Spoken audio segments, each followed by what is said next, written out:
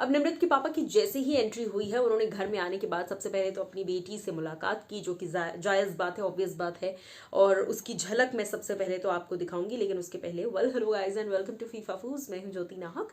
जैसा मैंने कहा कि निमृत की एंट्री जिस दिन हुई थी, उस दिन से लेकर अब तक कई सारे लोगों को ऐसा लगता है कि निमृत सिर्फ और सिर्फ मेरिट बेसिस पर नहीं, बल्कि दूसरे लोगों के मेरिट बेसिस पर निमृत आगे बढ़ रही है। उनकी इंडिविजुअलिटी पहले दूसरे हफ्ते के बाद से नहीं दिखी है, और अभी तो वो घर में काफ़ी हद तक गुम नजर आ रही हैं। हालांकि कुछ दिनों से उनका एक अलग एंगल शिव के साथ दिख रहा है, जो जनता को बड़ा अच्छा लग रहा है, मुझे पर्सनली बहुत अच्छा लग रहा है।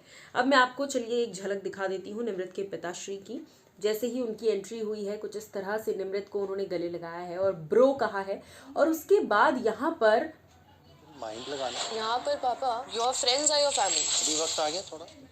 यहाँ पर निमृत के पापा ने क्लियरली ये बात बोल दी है कि अब वक्त आ गया है मंडली से अलग होने का। जी हाँ, निमृत के पापा ने खुद निमृत को इस बारे में कहा है कि गेम खेलने की अब आपको जरूरत है। लेकिन प्रियंका से क्या कहा, कई सारे लोग इस बात पर काफी खफा थे। प्रियंका की फैमिली ने, प्रियंका की टीम ने एक ऑफिशियल स्टेटमेंट जारी किया, जहां पर उन्होंने कहा कि निमृत के पापा किस हक से पेड ट्रोलर्स का और हेटर्स का इल्जाम हम पर दे रहे हैं। प्रियंका को इतने सारे लोगों ने ट्रोल किया है, स्टैन फैंस ने, साजिद फैंस ने, शिव फैंस ने, लेकिन प्रियंका के फैमिली या उनके रिलेटिव्स या फिर उनकी टीम कभी सामने नहीं आई। कभी ये नहीं कहा कि ओ प्रियंका को पेड हेटर्स किए जा रहे हैं, प्रियंका को पेड हेटर्स भेजे जा रहे हैं। तो निमृत के पापा का भी कोई हक नहीं बनता था ये चीज कहने का।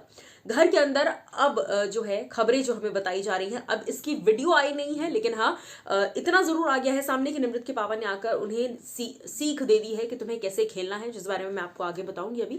लेकिन फिलहाल जो खबर आ रही है वो ये है कि प्रियंका से जब उनके पापा मिले तो उन्हें हेलो वेलो किया, अच्छे से नमस्ते किया, लेकिन प्रियंका से ये कहा कि आप मेरी बेटी को जो टारगेट करती हैं वो टारगेट करना बंद कीजिए। अब यहाँ तक कि निमृत भी, मुझे लगता है, ये कंफ्यूज हो जाएंगी सोचकर कि प्रियंका ने आखिर हमेशा शिव को टारगेट किया है या शिव के मुद्दों में वो नहीं है, लेकिन निमृत को कब उन्होंने टारगेट किया ये खुद निमृत भी समझने की कोशिश करेंगी।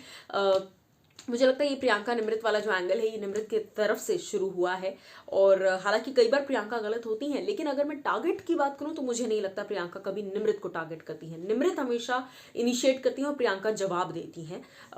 उसी के साथ साथ निमृत को उनके पापा ने सामने आकर ये बात कही कि देखो अब अकेले खेलने का वक्त आ गया है, जिसके बाद निमृत सफाइयां देती नजर आई कि पापा बट यहाँ पर आपके फ्रेंड्स ही आपकी फैमिली है, उन्हीं के साथ रहकर आपको एक इमोशनल मेंटल पीस मिल सकता है। जिसके बाद पापा जी ने कहा क्लियरली कि बेटा इमोशनल मेंटल पीस हो गया बहुत, अब ऐसा वक्त आ चुका है, एंड पर है गेम।